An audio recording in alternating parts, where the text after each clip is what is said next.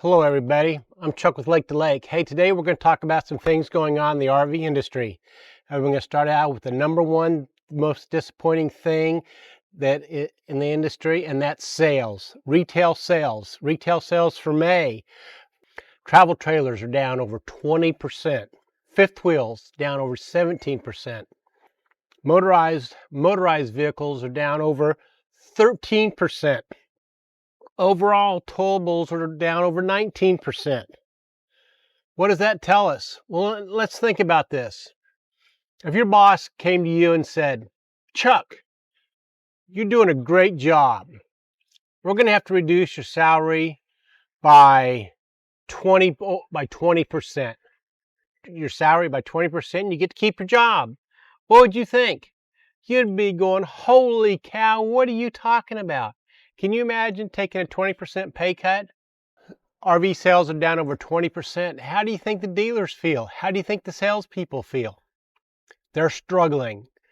The industry's in a slump. In fact, it may almost be in a crash. This is supposed to be prime time selling, and it ain't happening. Why? Economic reasons. We got high interest rates, high fuel prices. Who knows? But we're going to dig into that here in a little bit. Used RV registrations are also down. They're down over 2%. That doesn't sound like a lot, but that means if the new ones aren't buying and the used ones aren't buying, the whole industry must be in a slump. So, we talked about sales. Now let's talk about manufacturing.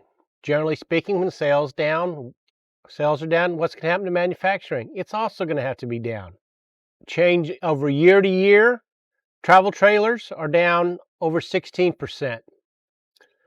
Fifth wheels are down over 20%. Of course, we can kind of understand that. Fifth wheels cost a little bit more money, so you got to have a little bit higher income, or you have to have more wherewithal to buy a fifth wheeler, and they're just not buying them. That's just kind of the bottom line.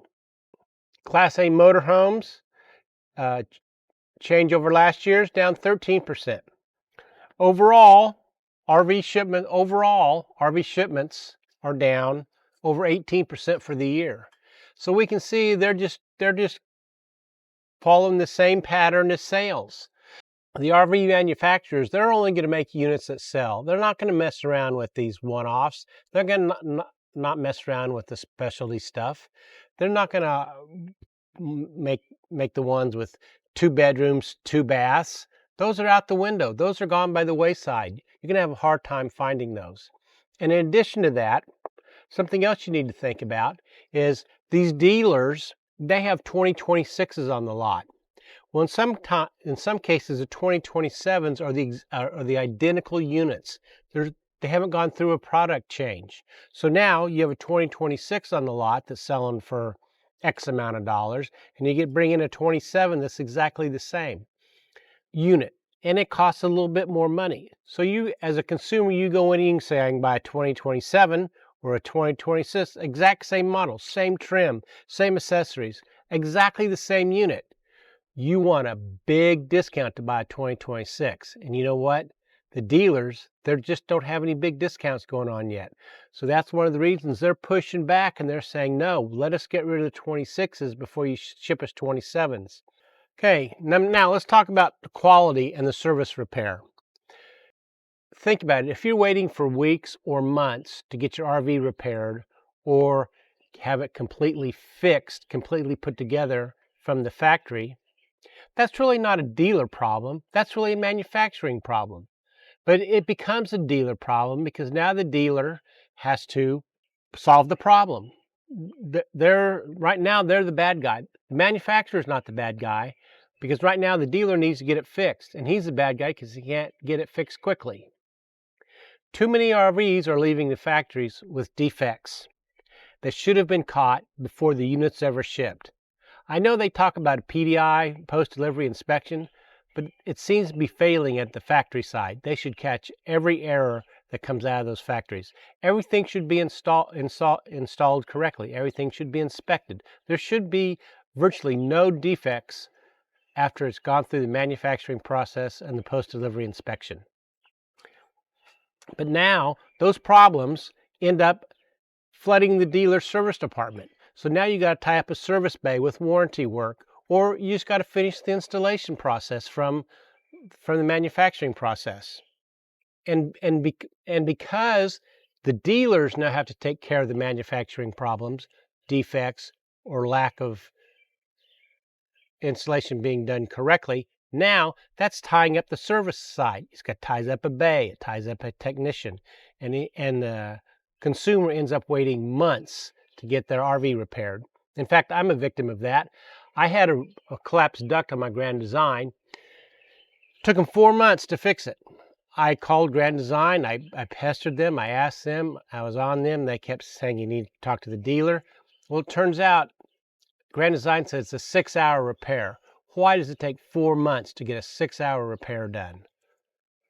I'm going to tell you why in just a little bit. Dealers now have to make repairs that should never have been necessary for them to do. Warranty approval, that is the big headache. Why does it take weeks sometimes to get approved for a warranty? And in some cases, the warranty is approved for the consumer, but it's not approved for the dealer.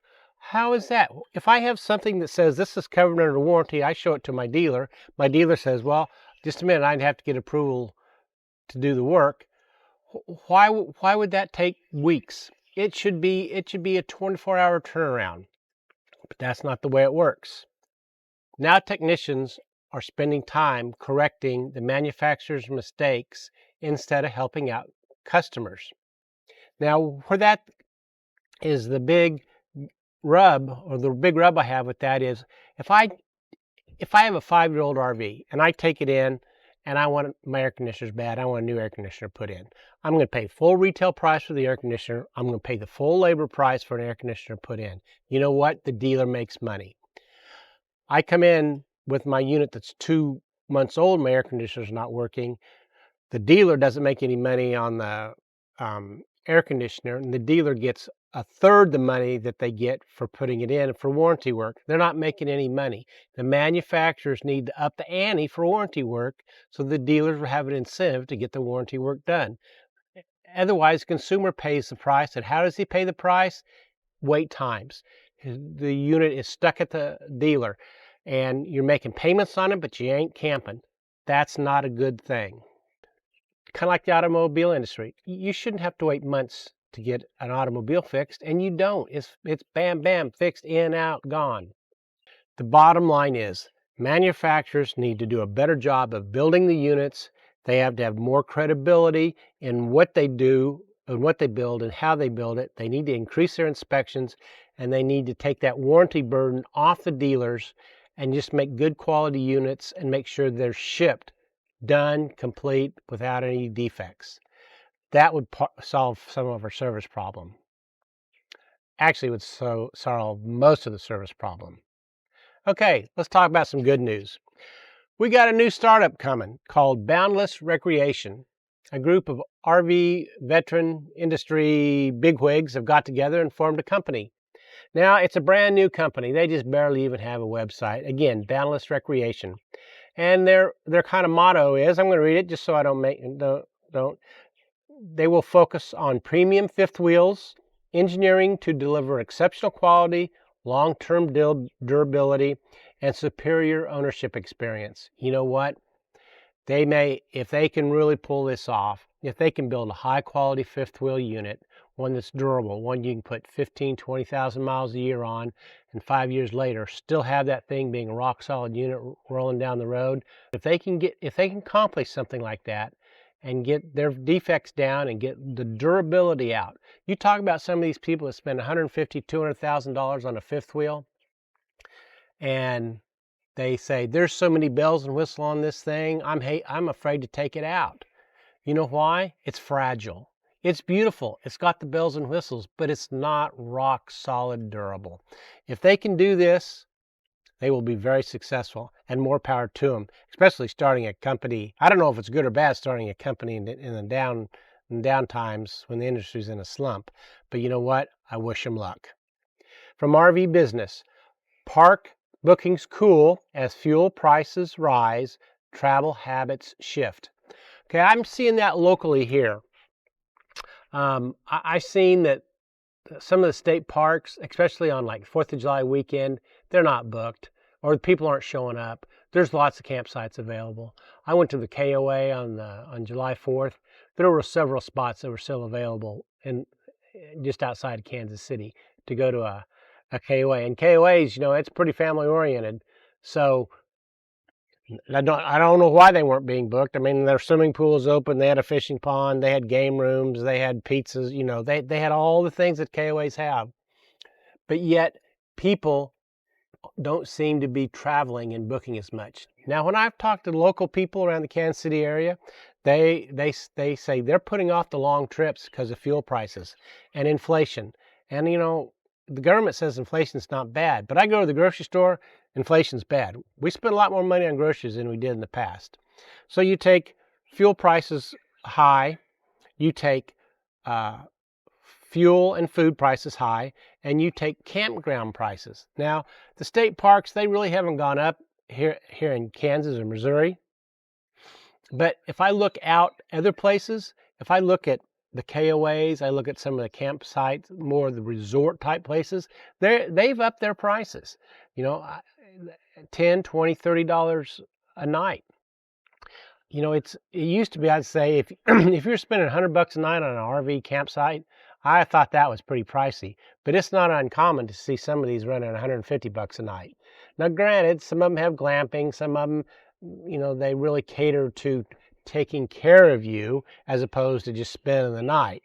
But you take all those things in combination, and people, I think, are cutting back on their camping because of the pricing.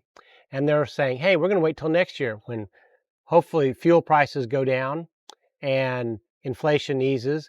The economics of the United States calm down a little bit. We still have lots of layoffs going on. AI seems to be taking over and laying people off. I think people are just a little bit scared to spend extra money. Gasoline a year ago was $3.14 a gallon. Now, according to AAA, it's $4 and a penny. That's quite a jump. And diesel, I have a diesel truck, $5.14 nationally. A year ago, it was $3.72. That would cost me over $70 extra just to fill up my tank one time. I got a 50-gallon tank. So I think you take all these things in combination, and I think people are just putting off camping.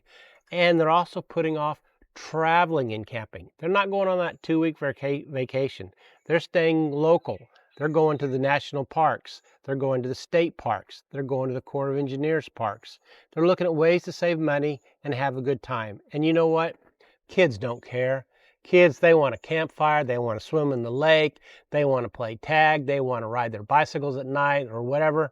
They want to have fun. And to them, camping is camping. It doesn't make any difference where it is. And I think more families are learning that.